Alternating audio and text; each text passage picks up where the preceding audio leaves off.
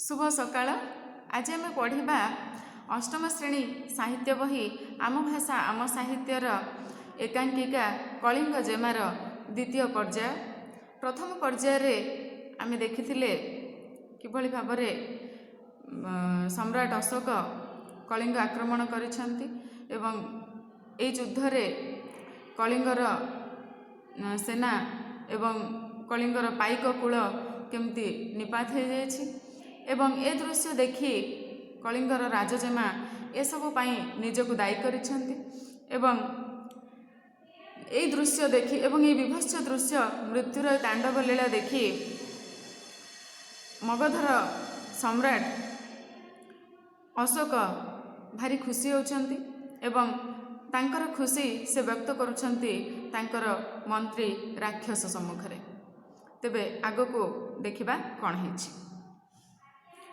अशोक कहउछंती तांको मंत्री राक्षस को जे केही आज अस्वीकार करि परिबे नाही जे मगधर ए विजय अभियान कलिंगर पुरपल्ली नगर प्रांतर धूलिकणा पर्यंत समस्ते स्वीकार करिया पई बाध्य जे कलिंग आज हार मानिछि। कलिंगर पराजय होइछि, मगधर सम्राट अशोक विजयी होइछंती ए कथा कलिंगर धूली माटी समस्ते स्वीकार करिया पई आज बाध्य। तापरे तांकर ए कथा सुनी तांकर सेनापति कहउछंती किंतु महाराज संकोचरे से नीरव रहिले, किछि कहबाको चाहुथिले किंतु संकोचरे नीरव रहुछंती। अशोक टिके भाबी पुणी गंभीर हो जाउछंती, कहउछंती हाँ सेनापति से किंतु किंतु कि साहस कि गर्व कि दंभरे अद्यापि कलिंग राजकुमारी विवाह प्रस्ताव रे पराजित कलिंगराज सम्मति देउनाहंती। तथापि अशोक सम्राट अशोक अनुभव करुछंती जे एते सबु हेगला कलिंगर ध्वंस लीला रची हेगला, तथापि कलिंगर नरेश कलिंगर राजा राजकुमारी सहित मोर जो विवाह प्रस्ताव एपर्यंत सम्मति देउनाहंती। कि गर्व कि साहस कि दंभ कलिंगर ताहा भाबी से आश्चर्य होछंती। सम्राट अशोक तापरे कहउछंती खोजिबाको हेबो सेई किंतुर कारण खोजिबाको हेबो काहेकि को साहस रे को गर्व रे को दंभ रे एपर्यंत कलिंगर नरेश कलिंगर राजकुमारी को मो सहित विवाह देवा पाई राजी हेउनाहंती। कौन से किंतुर कारण? एबे मध्य तांकर विश्वास जे तांकर तथागत कलिंगर सुख शांति एबे भी कलिंगर राजा विश्वास करछंती तथागतଙ୍କ उपरे।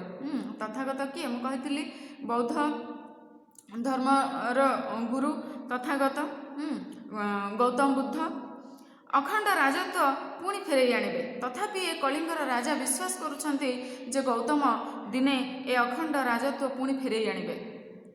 एबे मध्य पराजित निर्लज मुखरे से कहिबाकु चाहंती बुद्धं शरणं गच्छामि। से आश्चर्य होछंती, सम्राट अशोक आश्चर्य होछंती यह देखि जे एते सबु ध्वंस लीला रचना हेगला परे भी कलिंगर धूली माटी एबे भी बुद्धं शरणं गच्छामि कहिबाकु पछौ नाही, पछ घुंचा दौ नाही। राक्षस कहूछि असंभव महाराज, जदि यह ही हुए सत्य तेबे बुझिबाकु हेबो जे कलिंगराज मतिभ्रष्ट बालुत से। जदि यह ही हुए, जदि तथापि से माने बुद्धं शरणं गच्छामि कहउथांती, जदि तथापि से माने राजकुमारी को आपणक हस्तरे देवा पाई चाहू नथांती, ताहेले मु कहिबी जे कलिंगर राजांकर मतिभ्रष्ट होइछे, से बुद्धिहीन हो पड़छंती। अशोक कहउछंती एबे मध्य समय अछि एतेबेले मध्य जदि तांकर सद्बुद्धि हुए कलिंग जेमा विजयी कररे समर्पिता हुअंती, कलिंग विजेता सम्राट अशोक समस्त प्रत्यर्पण करी हसी हसी मगध को बाहुड़ी जिवे। ତେବେ ସେ କହୁଛନ୍ତି, ସମ୍ରାଟ ଅଶୋକ କହୁଛନ୍ତି ଯେ ଏବେ ବି ସମୟ ଅଛି, ଯଦି ଏବେ ବି ସେ ମୋ ହାତରେ କଳିଙ୍ଗର ରାଜକୁମାରୀଙ୍କୁ ମୋ ସହିତ ବିବାହ କରିଦିଅନ୍ତି ତାହେଲେ ମୁଁ ଯାହା ଯାହା ସବୁ ଜିତିଛି ଏ ରାଜ୍ୟରେ ସେସବୁ ମୁଁ ପ୍ରତ୍ୟର୍ପଣ ମାନେ କ'ଣ, ଫେରେଇ ଦେଇ ହେଲା, ମୁଁ ସେସବୁ ଫେରେଇ ଦେଇକି ମୁଁ ପୁଣି ଫେରିଯିବି, ହସି ହସି ଫେରିଯିବି ମଗଧକୁ ଫେରିଯିବି। ସମ୍ରାଟ ଅଶୋକ ଏକଥା କହୁଛନ୍ତି ସେନାପତିଙ୍କୁ ଯେ ଯଦି ଏବେ ବି କଳିଙ୍ଗର ରାଜକୁମାରୀଙ୍କର ବିବାହ ମୋ ସହିତ ହେଇଯାଏ ତାହେଲେ ମୁଁ ହସି ହସି ସବୁକିଛି ଫେରେଇ ଦେବି ଏ ରାଜ୍ୟକୁ, ଯାହା ଯାହା ନେଇଛି ସେସବୁ ମୁଁ ଫେରେଇ ଦେବି, ତାପରେ ଚାଲିଯିବି। କିନ୍ତୁ ଏଇ ଗୋଟିଏ କଥା ତାଙ୍କୁ କେତେ ବଡ଼ ବିପଦରେ ପକାଇଛି ତାହା ଆମେ ଦେଖିବା ଆଗକୁ। ରାକ୍ଷସ କହୁଛି, କିନ୍ତୁ ସେ କ'ଣ ଆଉ ସମ୍ଭବ ମହାରାଜ? ଅଶୋକ, ଅସମ୍ଭବ? କାହିଁକି ଅସମ୍ଭବ? ମୁଁ ତ ସମଗ୍ର ପ୍ରତ୍ୟର୍ପଣ କରିବାକୁ ପ୍ରସ୍ତୁତ ଅଛି, ମୁଁ ଯାହା ଯାହା ନେଇଛି ତାକୁ ଫେରେଇ ଦେବା ପାଇଁ ପ୍ରସ୍ତୁତ ଅଛି। ଏ ଅଶୋକର ବାକ୍ୟ, ଅଶୋକର ପ୍ରତିଜ୍ଞା, କଳିଙ୍ଗ ସୁନ୍ଦରୀ ରାଜକନ୍ୟା ଯଦି, ସେ କହୁଛନ୍ତି ଅଶୋକର ପ୍ରତିଜ୍ଞା ଆଉ ଏ ଅଶୋକର ଯେଉଁ ବାକ୍ୟ, ଯଦି କଳିଙ୍ଗର ସୁନ୍ଦରୀ ରାଜକନ୍ୟା ଯଦି ଏତିକି ଠିକ୍ କହିଛନ୍ତି, ଠିକ୍ ସେତିକି ବେଳେ ନେପଥ୍ୟରୁ ଶୁଭିଲା ମଧୁର କଣ୍ଠରେ, ବୁଦ୍ଧଂ ଶରଣଂ ଗଚ୍ଛାମି, ସଂଘଂ ଶରଣଂ ଗଚ୍ଛାମି, ଧର୍ମଂ ଶରଣଂ ଗଚ୍ଛାମି। ଶୁଭିଛି ନେପଥ୍ୟରୁ। ତାଙ୍କର ଏତିକି କଥା ଭିତରେ ସେ ରହିଯାଇଛନ୍ତି। ତାପରେ ପୁଣି ସେ କହୁଛନ୍ତି, ପୂର୍ବ କଥାକୁ ବନ୍ଦ କରିକି ପୁଣି ସେ କହୁଛନ୍ତି, ଓଫ୍, ପୁଣି ଦେଖ ରାକ୍ଷସ କିଏ? ରାକ୍ଷସ ସ୍ୱର ଆଡ଼କୁ ଅଗ୍ରସର ହେଲେ, ଯେଉଁପଟୁ ଶୁଭୁଥିଲା ସେପଟକୁ ଗଲେ। ଗଳାର କି ମାଧୁରୀ, କିନ୍ତୁ ପୁଣି ସେହି ବୁଦ୍ଧଂ ଶରଣଂ ଗଚ୍ଛାମି। ସେ ବ୍ୟସ୍ତ ବିବ୍ରତ ହୋଇପଡ଼ୁଛନ୍ତି। ଅଶୋକ ଏଇ ବୁଦ୍ଧଂ ଶରଣଂ ଗଚ୍ଛାମି ଏଇ ଧ୍ୱନି ଶୁଣିକି ସେ ବ୍ୟସ୍ତ ବିବ୍ରତ ହୋଇପଡ଼ୁଛନ୍ତି। ସେ ଭାବୁଛନ୍ତି ଯେ କଳିଙ୍ଗର ଧୂଳି ମାଟି କ'ଣ ଅଛି ଏଠି? ଏମାନେ ଧ୍ୱସ୍ତ ବିଧ୍ୱସ୍ତ ହୋଇସାରିଲା ପରେ ବି ତଥାପି ଏମାନେ ନିଜର ସାହସ ଏବଂ ଦମ୍ଭ ପ୍ରଦର୍ଶନ କରିପାରୁଛନ୍ତି ହେଲା। ତେଣୁ ସେ ଠିକ୍ ସେତିକି ବେଳେ ପ୍ରବେଶ କରିଛନ୍ତି ଜଣେ ଅପରୂପା ଯୁବତୀ, ଗୈରିକ ବସନା ମାନେ ଗେରୁଆ ବସ୍ତ୍ର ପିନ୍ଧିଛନ୍ତି। ତୁମେ ଜାଣିଥିବ ବୌଦ୍ଧ ଭିକ୍ଷୁମାନେ ଗେରୁଆ ବସ୍ତ୍ର ପିନ୍ଧନ୍ତି। ତ ସେ ଅପୂର୍ବ ସୁନ୍ଦରୀ ଯୁବତୀ ଜଣେ ଆସିଲେ ସେଠିକି। ଅଶୋକ ଆଉ ରାକ୍ଷସ, ତାଙ୍କ ମନ୍ତ୍ରୀ ରାକ୍ଷସ କଥା ହେଉଛନ୍ତି। ତାଙ୍କରି କଥାବାର୍ତ୍ତା ଭିତରେ ଆସିକି ପହଞ୍ଚିଲେ ଜଣେ ଗୈରିକ ବସନା, ଅଳଙ୍କାରହୀନା, କିଛି ଅଳଙ୍କାର ପିନ୍ଧି ନାହାନ୍ତି, ଖାଲି ଗେରୁଆ ବସ୍ତ୍ର ପିନ୍ଧିଛନ୍ତି, ଜଣେ ସୁନ୍ଦରୀ ଯୁବତୀ ସେଠିକି ଆସିଲେ। ତାପରେ ଅଶୋକ ପଚାରୁଛନ୍ତି, କିଏ ତୁମେ ଅଲୋକ ସାମାନ୍ୟ ସୁନ୍ଦରୀ? କଳିଙ୍ଗର ଜଣେ ସାଧାରଣ ନାରୀର ଏତେ ରୂପ, ତେବେ କଳିଙ୍ଗର ରାଜକୁମାରୀ? ତେବେ ସେ ପର୍ଯ୍ୟନ୍ତ ସେ କଳିଙ୍ଗର ରାଜକୁମାରୀଙ୍କୁ ଦେଖି ନାହାନ୍ତି। ସେ ସମ୍ରାଟ ଅଶୋକ ଏଇ ଗୈରିକ ବସନା, ଗେରୁଆ ବସ୍ତ୍ର ପିନ୍ଧିଥିବା ଏଇ ଯୁବତୀକୁ ଯେତେବେଳେ ଦେଖିଛନ୍ତି ସେ ଆଶ୍ଚର୍ଯ୍ୟ ହୋଇଯାଇଛନ୍ତି। ସେ କହୁଛନ୍ତି ଯେ କଳିଙ୍ଗର ଗୋଟିଏ ସାଧାରଣ ଯୁବତୀ ଯଦି ଏତେ ସୁନ୍ଦର, ତାହେଲେ କଳିଙ୍ଗର ରାଜଜେମା କେତେ ସୁନ୍ଦରୀ ହୋଇଥିବେ, ସେ କଥା ସେ ଅନୁମାନ କରି ଆଶ୍ଚର୍ଯ୍ୟ ହୋଇଛନ୍ତି। ତାପରେ ଯୁବତୀ ଜଣକ କହୁଛନ୍ତି, ବିଜୟୀ ମହାବୀର, ଆପଣ ବର୍ତ୍ତମାନ କହୁଥିଲେ ନା ଯେବେ କଳିଙ୍ଗ ରାଜକୁମାରୀ ଆପଣଙ୍କ କରରେ ସମର୍ପିତା ହୁଅନ୍ତି, ତେବେ ତାଙ୍କ କଥାବାର୍ତ୍ତା ଏ ଯୁବତୀ ଜଣକ ଶୁଣିଛନ୍ତି। କଳିଙ୍ଗର ଯେଉଁ ସମ୍ରାଟ ଅଶୋକ ଏବଂ ରାକ୍ଷସ ଯେଉଁ କଥା ହେଉଥିଲେ ଯେ କଳିଙ୍ଗର ସବୁକିଛି ଫେରାଇ ଦେବେ ଯଦି ଏବେ ବି କଳିଙ୍ଗର ରାଜକୁମାରୀ ତାଙ୍କୁ ବିବାହ କରନ୍ତି ତାହେଲେ। ତେବେ ସେ କଥା ଶୁଣି ଯୁବତୀ ଜଣକ ସେ କଥାକୁ ପୁଣି ଦୋହରାଇଛନ୍ତି। ସେ କହୁଛନ୍ତି ଯେ ହେ ବିଜୟୀ ମହାବୀର, ଆପଣ ଏବେ କହୁଥିଲେ ନା ଯଦି କଳିଙ୍ଗ ରାଜକୁମାରୀ ଆପଣଙ୍କୁ ସମର୍ପିତା ହୁଅନ୍ତି। ଅଶୋକ ସେଠୁ କହି ଉଠିଛନ୍ତି, ହଁ ହଁ ସୁନ୍ଦରୀ, ମୁଁ ପୁଣି ସମସ୍ତ ପ୍ରତ୍ୟର୍ପଣ କରିବାକୁ ପ୍ରସ୍ତୁତ ଅଛି, ମୁଁ ପୁଣି ସବୁକିଛି ଫେରାଇ ଦେବାକୁ ପ୍ରସ୍ତୁତ ଅଛି, ଯାହା ମୁଁ ନେଇଛି ସେସବୁ ମୁଁ ଫେରାଇ ଦେବାକୁ ପ୍ରସ୍ତୁତ ଅଛି। ଏ କେବଳ ମୁଖର କଥା ନୁହେଁ, ଦିଗ୍ବିଜୟୀ ଅଶୋକଙ୍କ ପ୍ରତିଜ୍ଞା। ଅଶୋକ ପ୍ରତିଜ୍ଞା କରିଛନ୍ତି। ଅଶୋକ ଏଇ ଯେଉଁ ପ୍ରତିଜ୍ଞା କରିଛନ୍ତି, এই ପ୍ରତିଜ୍ଞାର ମୂଲ୍ୟ ତାଙ୍କୁ ଦେବାକୁ ପଡ଼ିଛି। ଏଇ ଯେଉଁ ଦୃଢ଼ ପ୍ରତିଜ୍ଞା ସେ କରିଛନ୍ତି, ମୁଁ ଯାହା କିଛି ନେଇଛି ସବୁ କିଛି ପ୍ରତ୍ୟର୍ପଣ କରିଦେବି, ସେଇ ପ୍ରତିଜ୍ଞା ବଳରେ ଯୁବତୀ ଜଣକ ପଚାରୁଛନ୍ତି, ଏ ପ୍ରତିଜ୍ଞାର ମୂଲ୍ୟ ରକ୍ଷା କରିବେ ତ ମହାରାଜ? ଏ ପ୍ରତିଜ୍ଞା ଯେଉଁ ଆପଣ କରୁଛନ୍ତି ତାର ମୂଲ୍ୟ ଆପଣ ରକ୍ଷା କରିପାରିବେ ତ? ଯୁବତୀଙ୍କ ପ୍ରଶ୍ନରେ ଅଶୋକ ସହମତି ହୋଇଛନ୍ତି ଏବଂ ସେ କହୁଛନ୍ତି, ଏହା ମୋର ତ୍ରିବାର ସତ୍ୟ। ମୁଁ 3 ଥର ସତ୍ୟ କରୁଛି ବା ପ୍ରତିଜ୍ଞା କରୁଛି, ଏହା ମୋର ତ୍ରିବାର ସତ୍ୟ। କଳିଙ୍ଗ ରାଜ ମୋର ଅନୁରୋଧ ପ୍ରତ୍ୟାଖ୍ୟାନ କରିନଥିଲେ ଆଜି ମଗଧ ଆଉ କଳିଙ୍ଗ ଚିରସ୍ନେହ ବନ୍ଧନରେ ଆବଦ୍ଧ ହୋଇ ରହିଥାନ୍ତା। କଳିଙ୍ଗର ରାଜା ଯଦି ମୋର ପ୍ରସ୍ତାବକୁ ପ୍ରତ୍ୟାଖ୍ୟାନ କରିନଥାନ୍ତେ ତାହେଲେ ଆଜି ମଗଧ ଆଉ କଳିଙ୍ଗ ଭିତରେ ଗୋଟିଏ ସ୍ନେହର ବନ୍ଧନ ବନ୍ଧା ହୋଇଯାଇଥାନ୍ତା। କିନ୍ତୁ ସେଇଠୁ ଯୁବତୀ ଜଣକ କହୁଛନ୍ତି, କିନ୍ତୁ କିଛି ନୁହେଁ ମହାରାଜ, ଆପଣ ଏହି ଶପଥ ଆଜ୍ଞା ଘୋଷଣା କରିପାରିବେ? କହିଲେ, କିନ୍ତୁ କିଛି ନାହିଁ, ଠିକ୍ ଅଛି, ଆପଣ ଏଇ ଯେଉଁ ପ୍ରତିଜ୍ଞା ଆଜି କରୁଛନ୍ତି ତାହା ଆପଣ ଘୋଷଣା କରିପାରିବେ?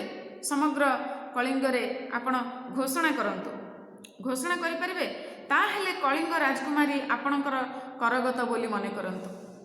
ଯୁବତୀ ଜଣକ ସେଠୁ କହୁଛନ୍ତି ସମ୍ରାଟ ଅଶୋକଙ୍କୁ ଯେ ଆପଣ ଆଜି ମୋ ସମ୍ମୁଖରେ ବର୍ତ୍ତମାନ ଯେଉଁ ପ୍ରତିଜ୍ଞା କରୁଛନ୍ତି ଯେ ଯଦି କଳିଙ୍ଗର ରାଜକୁମାରୀ ଆପଣଙ୍କୁ ସମର୍ପିତା ହୁଅନ୍ତି ତାହେଲେ ଆପଣ ଯାହା ଯାହା ନେଇଛନ୍ତି କଳିଙ୍ଗରୁ ସେ ସବୁ ଫେରାଇ ଦେବେ, ଆପଣ ଏଇଟା ଘୋଷଣା କରିପାରିବେ ବୋଲି ପ୍ରଶ୍ନ କରିଛନ୍ତି ଯୁବତୀ। ଅଶୋକ କହୁଛନ୍ତି, ଅବିଳମ୍ବେ ଏ ଘୋଷଣା ପ୍ରଚାରିତ ହେଉ ରାକ୍ଷସ।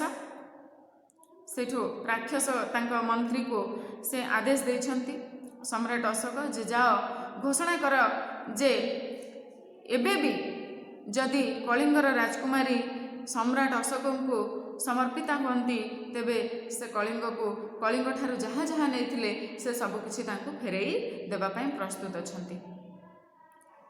ଘୋଷଣା ହୋଇଗଲା। ରାକ୍ଷସ ଯଥା ଆଜ୍ଞା ମହାରାଜ କହି ପ୍ରଣାମ କରି ଚାଲିଗଲା ଘୋଷଣା କରିବା ପାଇଁ। ସେଇଠୁ ଅଶୋକ ପଚାରୁଛନ୍ତି, କିନ୍ତୁ ସୁନ୍ଦରୀ, ତୁମକୁ ତୁମର ବାକ୍ୟ ରକ୍ଷା କରିବାକୁ ହେବ। ସୁନ୍ଦରୀ ଜଣକ ମଧ୍ୟ କଥା ଦେଇଛନ୍ତି ଯେ ଠିକ୍ ଅଛି, କଳିଙ୍ଗର ରାଜକୁମାରୀଙ୍କୁ ମୁଁ ନେଇକି ଆସିବି ଆପଣଙ୍କୁ ସମର୍ପି ଦେବା ପାଇଁ।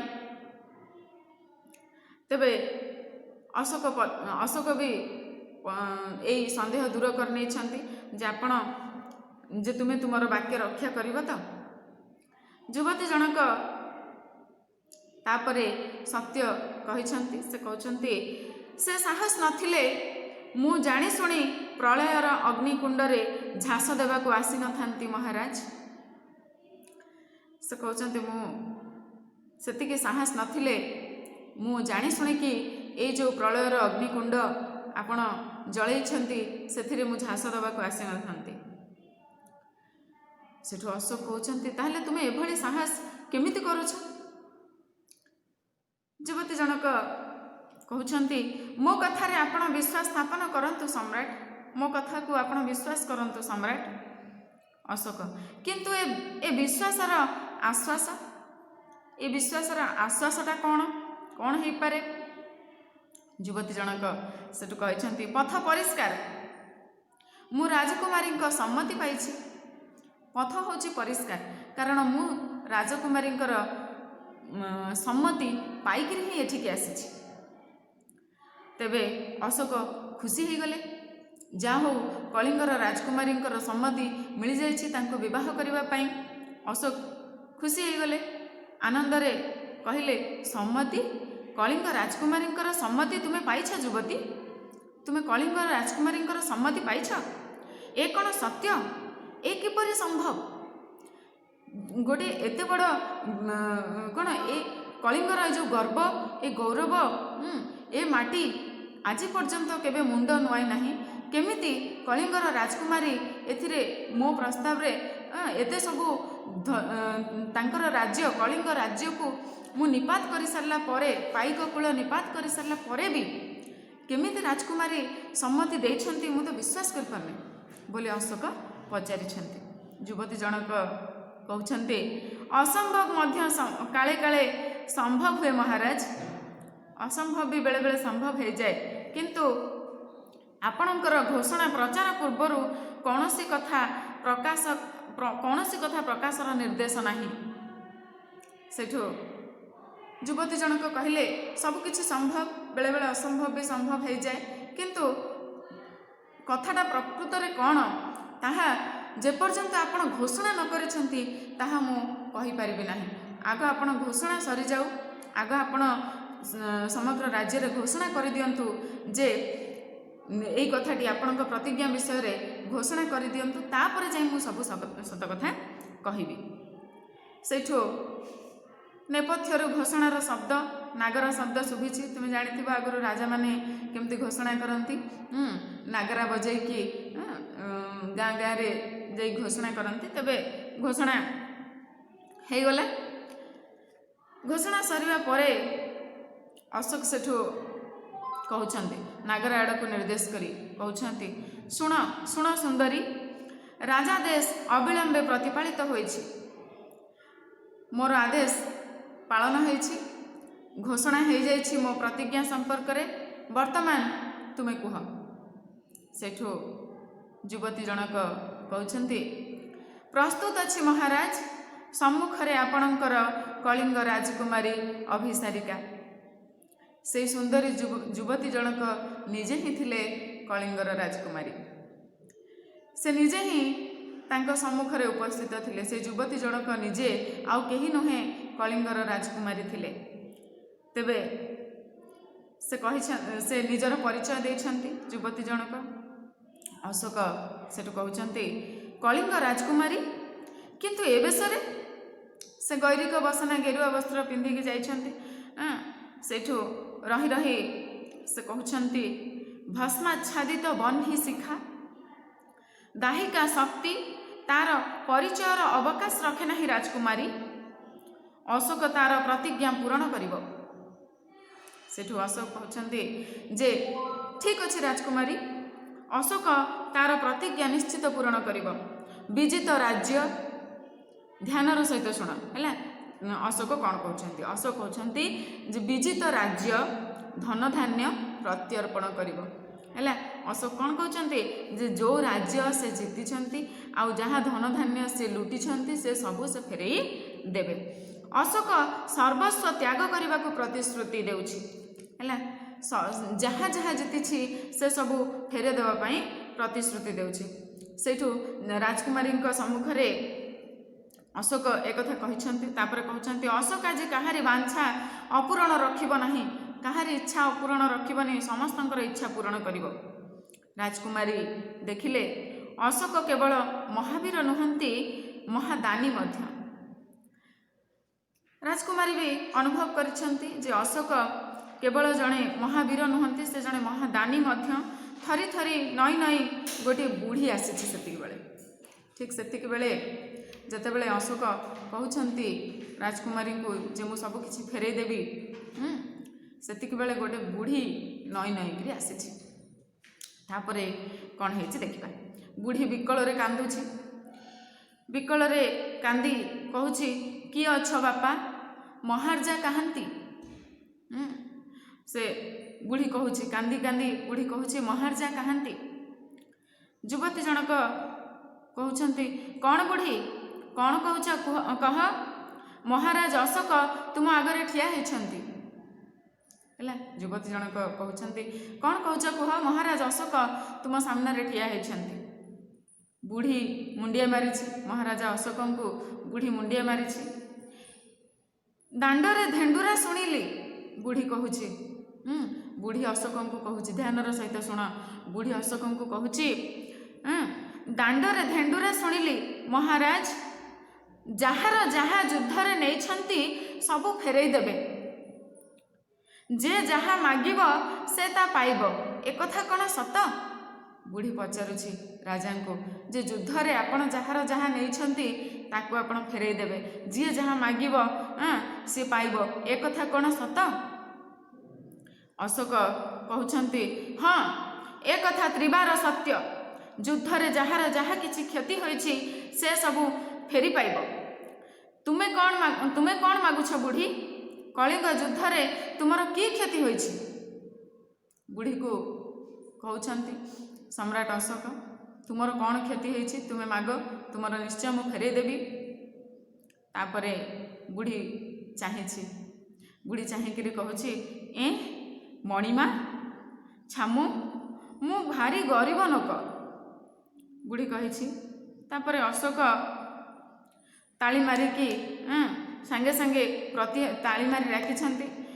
ସାଙ୍ଗେ ସାଙ୍ଗେ ପ୍ରତିହାରୀ ପ୍ରବେଶ କରିଛି, ଅଭିବାଦନ କରିଛି। ପ୍ରତିହାରୀ ତାଳି ମାରି ଡାକିଲେ, ରାଜା ତାଳି ମାରି ଡାକିଲେ, ସବୁ ସାମ୍ନାରୁ ତାଙ୍କୁ ପ୍ରତିହାରୀ ବା ଯେଉଁମାନେ ସେଠି ଥାଆନ୍ତି ରାଜାଙ୍କ ସେବାରେ ସେମାନେ ପଳେଇ ଆସନ୍ତି। ତ ସେ ଆସିଲେ ଜଣେ ପ୍ରତିହାରୀ, ଏ ବୁଢ଼ୀକୁ 100 ସ୍ୱର୍ଣ୍ଣ ମୁଦ୍ରା ଦିଅ। ବୁଢ଼ୀ କହିଲା ନା ଛାମୁ, ମୁଁ ଭାରି ଗରିବ ଲୋକ ବୋଲି। ସେଇଠୁ ସମ୍ରାଟ ଅଶୋକ ଆଦେଶ ଦେଲେ ସେ ବୁଢ଼ୀକୁ 100 ସ୍ୱର୍ଣ୍ଣ ମୁଦ୍ରା ଦେବା ପାଇଁ। ସେଇଠୁ ପ୍ରତିହାରୀ ଏହା ଶୁଣି ଜୟ ଆଜ୍ଞା ମହାରାଜ କହିକି ଚାଲିଗଲେ। ବୁଢ଼ୀ ସେଠୁ କହୁଛି, ନାଇଁ ନାଇଁ ମଣିମା। ଅଶୋକ, ତେବେ 100 ସ୍ୱର୍ଣ୍ଣ ମୁଦ୍ରା, ଯାଅ ପ୍ରତିହାରୀ। ତାପରେ 100 ସ୍ୱର୍ଣ୍ଣ ମୁଦ୍ରା, 1000 ସ୍ୱର୍ଣ୍ଣ ମୁଦ୍ରା ଦେବା ପାଇଁ ପ୍ରସ୍ତୁତ ହେଇଗଲେ ଅଶୋକ ସମ୍ରାଟ। ବୁଢ଼ୀ ତଥାପି କହୁଛି, ମୁଁ ତାକୁ ନେଇ କ'ଣ କରିବି, ମୋର ଧନ କ'ଣ ହେବ? ବୁଢ଼ୀ କହୁଛି ମୁଁ ତାକୁ ନେଇ କ'ଣ କରିବି, ମୋର ଧନ କ'ଣ ହେବ? ତାପରେ ଅଶୋକ କହୁଛନ୍ତି, ବେଶ ଖଣ୍ଡିଏ ଗ୍ରାମ, ଗୋଟେ ଗାଁ ନେଇଯା ନହେଲେ। ବୁଢ଼ୀକୁ ସେ କହୁଛନ୍ତି, ଠିକ୍ ଅଛି ତାହେଲେ ତୁ ଗୋଟେ ଗାଁ ନେଇଯା। ବୁଢ଼ୀ କହୁଛି, କିଏ ମୋର ଗାଁ ବୁଝାମଣା କରିବ ଛାମୁ, ମୋର କିଏ ଅଛି? ତିନିଟା ଭେଣ୍ଡା ପୁଅ ଥିଲେ ମୋର, ଏଇ ଲଢ଼େଇକି ଆସି ଆଉ ବାହୁଡ଼ିଲେ ନାହିଁ। ବୁଢ଼ୀ କାଳେ ମୁଁ ନିଆଶ୍ରୀ ହେଲି, ତୁଣ୍ଡରେ ପାଣି ଟୋପାଏ ଦେବାକୁ ଆଉ ତ କେହି ନାହିଁ। ମୋତେ ମୋ ପୁଅ ତିନିକି ବାହୁଡ଼ାଇ ଦିଅ ମଣିମା। ବୁଢ଼ୀ ଲୋକ, କେତେ କଇଲାଣ କରିବି ବୋଲି ବୁଢ଼ୀ ଅନୁରୋଧ କରିଛି। ଯୁଦ୍ଧରେ ମରିଯାଇଥିବା ତାର 3 ପୁଅଙ୍କୁ ଫେରେଇ ଦେବା ପାଇଁ ଅଶୋକଙ୍କୁ କହିଛି। ସମ୍ରାଟ ଅଶୋକ ଯିଏ ତ୍ରିବାର ସତ୍ୟ କରିଥିଲେ, ଯାହା କିଛି କଳିଙ୍ଗଠାରୁ ଲୁଟିଛନ୍ତି ସବୁକିଛି ଫେରେଇ ଦେବେ, କିନ୍ତୁ ବୁଢ଼ୀର 3 ପୁଅଙ୍କର ଜୀବନ କ'ଣ ଫେରେଇ ପାରିବେ? ଯେତେବେଳେ ବୁଢ଼ୀ ତା 3 ପୁଅଙ୍କର ଜୀବନ ମାଗିଛି, ସେତେବେଳେ କଳିଙ୍ଗ ସମ୍ରାଟଙ୍କର ହୃଦୟ ପରିବର୍ତ୍ତନ ହୋଇଛି। ସେତେବେଳେ ଅଶୋକ କହୁଛନ୍ତି, ଅସମ୍ଭବ କଥା କହୁଛ ବୁଢ଼ୀ। ବୁଢ଼ୀକୁ ସେ କହୁଛନ୍ତି, ଅସମ୍ଭବ କଥା କହୁଛ ବୁଢ଼ୀ। ସେଠି ଯୁବତୀ ଜଣକ କହୁଛନ୍ତି, କାହିଁକି ମହାରାଜ, ଆପଣ ତ ସତ୍ୟ କରିଛନ୍ତି, କ୍ଷତିପୂରଣ କରିବେ, ଯାହାର ଯାହା ଯାଇଛି ତାକୁ ତାହା ଫେରାଇ ଦେବେ। ତେବେ ନିଜର କଥା ନିଜେ ରଖୁନାହାନ୍ତି କାହିଁକି? ସତ୍ୟ ରକ୍ଷା କରନ୍ତୁ ସମ୍ରାଟ। ଯୁବତୀ ଜଣକ କହିଛନ୍ତି, ସତ୍ୟ ରକ୍ଷା କରନ୍ତୁ ସମ୍ରାଟ। ଆପଣ ଏବେ କହିଥିଲେ ନା, ତ୍ରିବାର ସତ୍ୟ କରିଥିଲେ, ପ୍ରତିଜ୍ଞା କରିଥିଲେ, ଯାହାର ଯାହା ଯାଇଛି ଆପଣ ଫେରାଇ ଦେବେ। এই ବୁଢ଼ୀ ଲୋକର 3 ପୁଅ ଯାଇଛନ୍ତି, ଫେରାଇ ଦିଅନ୍ତୁ ସମ୍ରାଟ, ଆପଣଙ୍କ ସତ୍ୟ ରକ୍ଷା କରନ୍ତୁ। একথা শুনি অশোক କହିଛନ୍ତି, দেবী এ যে অসম্ভব প্রার্থনা, দেবী কিন্তু এটা তো অসম্ভব। যুবতী জনক କହିଛନ୍ତି, ପ୍ରତିଜ୍ଞା ପୂର୍ବରୁ একথা ଭାବିବା ଉଚିତ ଥିଲା ମହାରାଜ। ଆପଣ ଯେତେବେଳେ ପ୍ରତିଜ୍ଞା କଲେ, ମୁଁ ବାରମ୍ବାର ଆପଣଙ୍କୁ ପଚାରିଛି, ଆପଣ ପ୍ରତିଜ୍ଞା କରୁଛନ୍ତି ତ, ଯାହାର ଯାହା ନେଇଛନ୍ତି ଆପଣ ଫେରାଇ ଦେବେ? ଆପଣ ପ୍ରତିଜ୍ଞା କଲେ ଯେତେବେଳେ, ତା ପୂର୍ବରୁ ଆପଣଙ୍କୁ ଏଇଟା ଭାବିବାର ଥିଲା। ଆପଣ ପ୍ରତିଜ୍ଞା କରିବା ପୂର୍ବରୁ ଭାବି ନାହାନ୍ତି। ଭାବିବାର ଥିଲା ଯେ ଆପଣ ଯାହା ନେଇଛନ୍ତି ତାହା ଫେରାଇ ପାରିବେ ନାହିଁ, ଏଇଟା ଅସମ୍ଭବ। ଦିଗ୍ବିଜୟୀ ସମ୍ରାଟ ଅଶୋକ ଯାହା ଦେଇ ନପାରିବେ ତାକୁ ନେଲେ କାହିଁକି? ପ୍ରଶ୍ନ କରିଛନ୍ତି ଯୁବତୀ ଜଣକ, ରାଜକୁମାରୀ, କଳିଙ୍ଗର ରାଜକୁମାରୀ ପ୍ରଶ୍ନ କରୁଛନ୍ତି ସମ୍ରାଟ ଅଶୋକଙ୍କୁ, ଦିଗ୍ବିଜୟୀ ସମ୍ରାଟ ଅଶୋକ ଯାହା ନ ଫେରାଇ ପାରିବେ ତାହା ନେଲେ କାହିଁକି? ଦେବାର ଅଧିକାର ନଥିଲେ ନେବାର ଲୋଭ କାହିଁକି? ଯଦି ଦେବାର ଅଧିକାର ନାହିଁ ତାହେଲେ ନେବାରେ ଏତେ ଲୋଭ କାହିଁକି? କାହିଁକି କଳିଙ୍ଗ ସେନାମାନଙ୍କର ଜୀବନ ଆପଣ ନେଲେ? ତାଙ୍କ ଜୀବନ ଯଦି ଆପଣ ଫେରାଇ ନ ପାରିବେ କାହିଁକି ନେଲେ? ଆପଣ ପ୍ରତିଜ୍ଞା କଲେ କାହିଁକି ଯେ ଆପଣ ଯାହା ନେଇଛନ୍ତି ଫେରାଇ ଦେବେ ବୋଲି? ଆପଣ ସେମାନଙ୍କର ଜୀବନ ନେଇଛନ୍ତି, କିନ୍ତୁ ଫେରାଇବାର ଶକ୍ତି ଆପଣଙ୍କର ନାହିଁ, ତାହେଲେ ନେବାର ଅଧିକାର ଆପଣଙ୍କୁ କିଏ ସେ ଦେଲା? ପ୍ରଶ୍ନ କରିଛନ୍ତି କଳିଙ୍ଗର ରାଜକୁମାରୀ। ए प्रश्न शुणी बुढ़ी कहला तापर बुढ़ी कहूची मु आउ किछि मागु नाही मणिमा मो पिला तीनोटी को बाहुड़ाई दियंतु छामुकर उजुती हेब देबे नाही मणिमा मिछटारे तेबे राइज जाक धेंडुरा पिटाई थिले आपण देबेनी ताहले मिछटारे राज्य जाक आपण धेंडुरा पिटाई थिले मिछरे बायाणी परी मिछरे मु दौड़ी आसिली मु मिछरे बायाणी परी कि दौड़ी आसिली रघुरे दामरे रामरे मो जीवा धन आउ बाहुड़ाई दब किए कांदी कांदी चलीगला अशोक से आड़े चाही रहिले बुढ़ी कांदी कांदी चलीगला कहला ताहले राजा हे महाराज तुम्हें मिछरे धेंडुरा पिटाई मु बायाणी परी हेकि दौड़ी की चली आसिली मो तीन पुओं को तुम्हें फेरई दब बोली युद्धरे जहाँ नहींच से सब फेरई दब बोली तुम्हें धेंडुरा पिटेल ए मिछ धेंडुरा कहीं पिटेल कही बुढ़ी कांदी कांदी चलीगला सम्राट अशोक ताकू चाही रहिले एठी शेष करवा ए एकांकिकार द्वितीय पर्याय एवं यार तृतीय पर्याय रे आमे देखिबा ए घटना परे सम्राट अशोकंकर हृदय रे किभली भाबरे एक विराट परिवर्तन आसीछि एवं किभली से चंडा शोकरु धर्मा शोकरे पालटि जाइछन्ति तेबे ए द्वितीय पर्यायटी जदि किछि अबुझा रही मत निश्चय मेसेज करबा एवं तृतीय पर्याय रे आमे एकांकिकाटी शेष करबा। धन्यवाद।